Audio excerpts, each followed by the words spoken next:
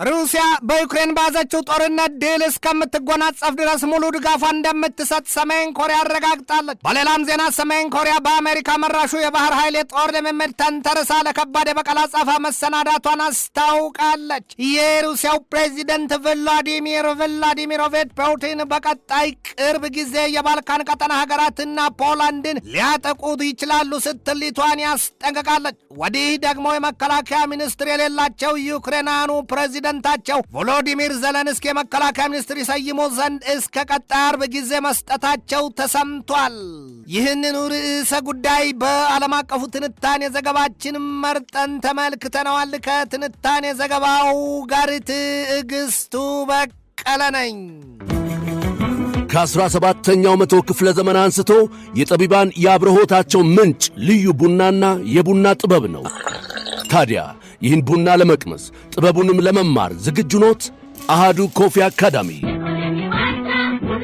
በአዲስ አበባ ትምህርትና ሥልጠና ቁጥጥር ባለሥልጣን ፈቃድ በማግኘት የረጅም ጊዜ ልምድ ባላቸው ባለሙያዎች በመታገዝ የተለያዩ የቡና አይነቶችን የመቅመስ ኮፊ ካፒንግ፣ የቡና ቆላል፣ ሮስቲንግ፣ ጣዕምን፣ ፍሬዎችን፣ ማዕዛንና አሲድነትን የመለየት ጥበብ በባሬስታና አግሮ ማርኬቲንግ ዘርፎች ሥልጠና ለመስጠት ዝግጅቱን አጠናቋል። የቡና ጥራትን ለመጠበቅ የቡና አፍቃሪዎች የተለያዩ ጣዕሞችን ለማወቅ እንዲሁም አምራቾች ምርቶቻቸውን ለማሻሻል እንዲችሉ የሚረዳውን ይህንን ሥልጠና በአሃዱ ኮፊ አካዳሚ በመሰልጠን ብቁ ባለሙያ ይሁኑ። የሥልጠና ቦታው በቦሌ ጃፓን ኤምባሲ ናይል ሶርስ ሕንፃ 3ኛ ወለል ላይ። ለበለጠ መረጃ በስልክ ቁጥር በ0961 88 82 22 ይደውሉልን። አሃዱ ኮፊ አካዳሚ።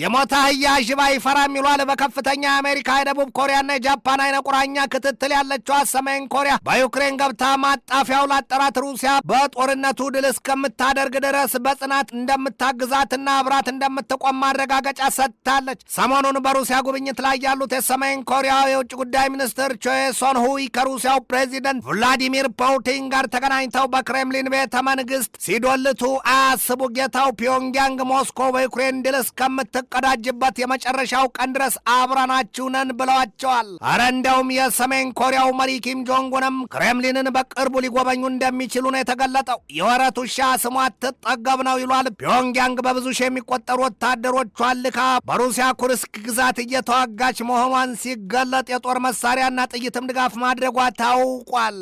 ሩሲያም ቢሆን በአጻፋ ምላሿ የገንዘብ፣ የምግብ፣ የኃይል አቅርቦትና የወታደራዊ ቁሳቁሶች ለሰሜን ኮሪያ ሰጥታታለች ነው የሚባለው።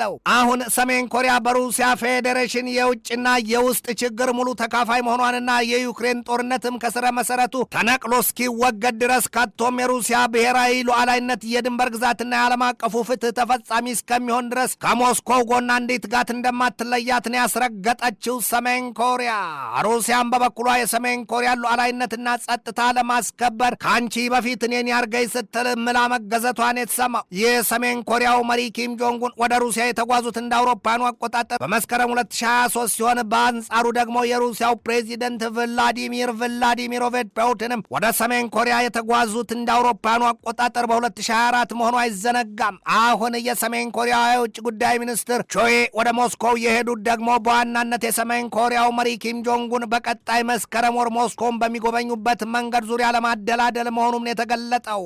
የሩሲያው ፕሬዚደንት ቭላዲሚር ፑቲን እንደ አውሮፓውያኑ አቆጣጠር በ2024 ዘመን ሰሜን ኮሪያን መጎብኘታቸውን ተከትሎ የሰሜን ኮሪያው መሪ ኪም ጆንጉን ሩሲያን ይጎበኙ ዘንድ በተደጋጋሚ መጋበዛቸው ይነገራል። ይህንን መረጃ ያወጡት ደግሞ በሰሜን ኮሪያ የኢዩሃ የሴቶች ዩኒቨርሲቲ ፕሮፌሰሩ ፓርክ ወንጎን ናቸው።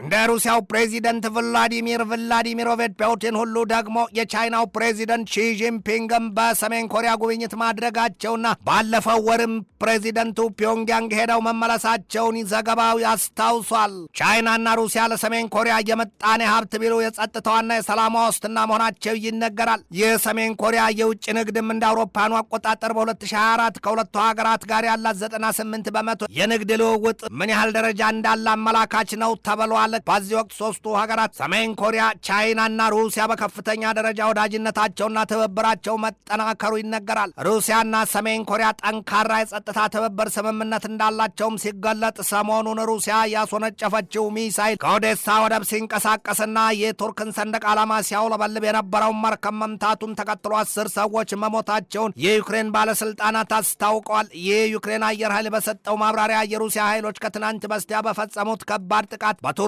መርከብ ላይ 3 የኬኤች-59 እና ኬኤች-69 ክሩይዝ ሚሳይሎችን ማስወንጨፋቸውን የገለጡት ከተተኮሱት 3 ሚሳይል እርሳሶች ደግሞ አንደኛው ያቺን የቱርኳን መርከብ ጎልደን ሊዮን ክፉኛ ማቶጉን የተገለጠው። መርከቢቱ በጊዜው 17 ሰዎችን አሳፍራ እንደነበረና ሰዎቹም ከሶሪያና ከህንድ መሆናቸውን የተገለጠው። የዚያን የሩሲያን የመርከብ ጥቃት የተመለከተችዋ ሊቱዋኒያን በበኩሏ ከሩሲያ የበረታ ጥቃት እንደማይቀርላትን የገለጠችው የሊቱዋኒያው የመከላከያ ሚኒስትር ሮበርት ታስካውናስ በሰጡት ማብራሪያ ከዚህ በኋላ የሩሲያው ፕሬዚደንት ቭላዲሚር ፑቲን በዩክሬን የገባበትን ጦርነት ቋጭቶ የባልካን ቀጠና ሀገራትና ፖላንድ ሊወራቸው ተዘጋጅቷል ነው ያሉት። ከሊቱዋኒያው ኤልአርቲ ሬዲዮ ጋር ሰፊ ቃለምልልስ ያደረጉት የሀገሪቱ የመከላከያ ሚኒስትር ሮበርት ታስካውናስ ሞስኮው ከተግባሩ ወሬው ቀድሞና በልጦበት በዩክሬን እንደተወራለት ጦርነቱን በድል ማጠናቀቅ አልቻለም፣ ተስኖታል ነው ያሉት። ታዲያም ሩሲያ ለዚያ ስኬትና የድል አድራጊነት ጎዳናዋ የሰሜን ኮሪያ ብርቱ ድጋፍ ትምክት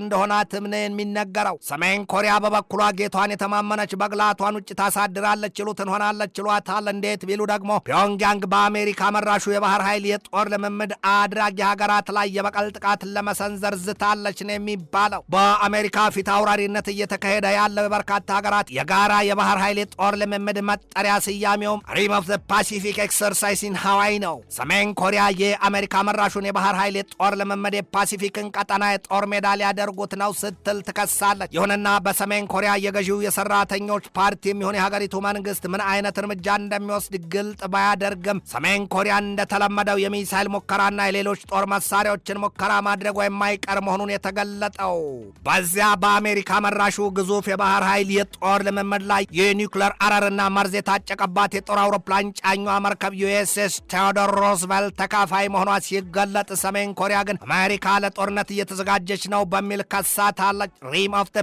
ፓሲፊክ በሌላኛው መጠሪያው ሪምፓክ በሚልም ይታወቃል። ይህ ኮሪያው የዜና ተቋም KCNA ባሰራጨው ዘገባው በኮሪያ ልሳነ ምድርና በድፍን የእስያ ቀጠና ያልተጠበቀ ጉድ ሊፈጠር ሊወለድ ይችላል ሲል በጽኑ አስጠንቅቋል። በአሜሪካ የፓሲፊክ እዝ ባወጣው መግለጫው ደግሞ ሪምፓክ የዓለማችን ግዙፉ ዓለም አቀፍ የባህር ኃይል የጦር ልምምድ ሲሆን በየ2 ዓመቱ የሚደረግና በፓሲፊክ እዝ የሚመራ ነው ብሏል። የዚህ ዓመቱ የጦር ልምምድ እንደ አውሮፓኑ አቆጣጠር ከሰኔ 24 እስከ ሐምሌ 31ኛው ቀን ድረስ የሚዘልቅ ነው። ይህ 31 ሀገራት የጦር ኃይሎች የሚሳተፉበት ከ30 በላይ የጦር መርከቦችና ከ206 በላይ የጦር አውሮፕላኖች እንዲሁም በትንሹ ከ30 ሺህ በላይ ወታደሮች የሚሳተፉበት እንደሆነ ነው የተገለጠው። ታዲያ የዚያ ግዙፍ የባህር ኃይል የጦር ልምምድ በሰሜን ኮሪያን ብቻ ሳይሆን በቀጥታ ለቻይናና ለሩሲያ ስጋት ነውና ሀገራቱ ሳይቃጠል በቅጠል ይሆነዋል ይሏቸዋል። ሰሜን ኮሪያ ሆድ ለባሰው ማጭዳት ታውሰው በሆነው አቋሟ እነዚያን ህብረት ፈጥረው የሳጯ ተያዙ ሀገራት ብታነጉላቸውስ የብዙዎች ጥያቄ ነው። ወዲህ የሰሜን ኮሪያ ብርቱ አጋርና አባር ሀገራቱ ሩሲያም ከዩክሬን ጋር፣ ቻይናም ከታይዋን ደሴት ጋር ካሉበት ጦርነትና የተካረረ ውጥረት አንጻር በዚያ በኮሪያ ልሳነ ምድር አሁን ያለው ድባብ ከባድ መሆኑን የገለጡት ብዙዎች ናቸው። ሩሲያም ዩክሬንን፣ ዩክሬንም ሩሲያን ክፉኛ እየደበደቡ ወዲህም የመከላከያ ሚኒስትሯን ያነሳችዋ ዩክሬን አዲስ የመከላከያ ሚኒስትር እንድትሰይም ተቃውሞው ገንፍሎባታል። የዩክሬን ተቃውሞ አራማጆች ለሀገራቸው ፕሬዚደንት ቮሎዲሚር ዘለንስኪ አዲስ የመከላከያ ሚኒስትር ይሾሙላቸው ዘንድ እስከ ፊታችን አርብ ድረስ ብቻ ነው ጊዜ ሰጧቸው። ዓለም ከሰላሟ ይልቅ የጦርነትና የመሰየፊያ ሰይፏ ሲሳልላት ይሰማል። ጦርነት የሌለበት የምድሪቱ ገጽ አለ ለማለትም ይቸግራል። በተለይም ደግሞ መንግስት በመንግስት ላይ የመነሳቱ ነገር ከባድ ሆኗል። ትናንት ማምሻውን በተሰማ ዜና ኢዝራኤል በጋዛ ሰርጥ 23 ኪሎ ሜትር ርዝመት ያለው የምድር ለምድር መተላለፊያ መስራቷን የተገለጠው። እስራኤል ያንን ማድረጓ ደግሞ የጋዛ ሰርጥን በቋሚነት ጠቅልሎ ለመያዝ ያለመ ነው ተብሎለታል። የጋዛ ሰርጥን የሚያስተዳድረው ሐማስ ደግሞ አዲስ መሪ ሾሟል። ግን ደግሞ ማንን ሊያስተዳድር? ወዲህም እስራኤል በኢራን ላይ ለሚፈጸመው ብርቱ ጥቃት የሚውሉትን በአየር ላይ ሳሉ ነዳጅ የሚሞሉ አውሮፕላን ማረፊያና መጠቀሚያ ይሆን ዘንድ የቤንጎሪዮን ዓለም አቀፍ አውሮፕላን ማረፊያዋን ለአሜሪካ መመደቧ ተሰምቷል። ኢራን በሚገባ ከተዳከመችና እጇን ከሰጠች የጋዛ ሰርጡ ሐማስ የተነፍሰው ቅየራ አይኖረውም የሚል እምነት አለ። አሜሪካ በቅርብ ቀናት ኢራንን በቁጣ ማዕቷ ልታጣድፋት የእሳትና ሲዳ በላዋን ልትደፋባት ተዘጋጅታለች ነው የሚባለው። ምናልባትም አሜሪካ ከዚህ ቀደም ተጠቅማቸው የማታውቀውን የጦር አውሮፕላኖችና የጦር መሳሪያዎቿን ሳይቀር ልትጠቀም ትችላለችም ነው የሚባለው። ኢራን ግን አሜሪካ በዚህ ጦርነት የቀራት የኒውክለር ጦር መሳሪያ ብቻ ነው፣ ከፈለገች የኒውክለር ቦምቧንም ትጠቀም ማለቷ አይዘነጋም። ግን ደግሞ ኢራን ያንን ስትል ምን የተማመነችበት ነገር ይኖራት ይሆን? አጥብቆ ጠያቂ የእናቱን ሞት ይረዳል፣ አሊያም ዶሮ ጭራጭራ መታረጃዋን ታወጣለች ይሉትን ያስታውሷል። ትንታኔ ዘገባውን ስናዘጋጅ በዋቢነት ቮይስ ኦፍ ኤሚሬትን፣ ዋሽንግተን ኤግዛማይነርን፣ ሚረርን፣ ስታርስ ኤንድ ስትሪፐስን፣ ፍራንስ 24ን፣ አዣንስ ፍራንስ ፕሬስን፣ ኤንኬ ኒውስን፣ ዩኤ ዋይርን፣ ኪቭ ፖስትን፣ ኖቪን ቴኮምን፣ አሶሺየትድ ፕሬስን፣ ቲአርቲ ወርልድና ጄሩዛሌም ፖስትን ተጠቅመናል።